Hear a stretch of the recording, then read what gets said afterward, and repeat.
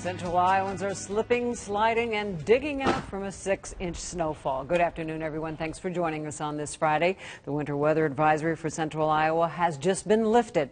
KCCI's Kim St. Onge has been out and about all morning, and she begins our Operation Winter Storm coverage this afternoon. Kim? Hey, Molly. Well, even though Central Iowa saw significant snowfall overnight, Iowans do say it's nothing compared to our last two snowstorms. For hundreds of kids hoping for a snow day, I was just kind of in shock. That was their reaction when they looked outside the window this morning. I think it's really tall and great, but not when I have to walk to school. Earlier this morning, light and fluffy, that's what I like.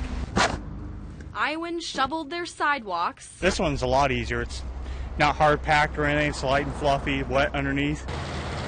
And cleaned off their cars. Not plastering itself down to everything, so it makes life a lot easier.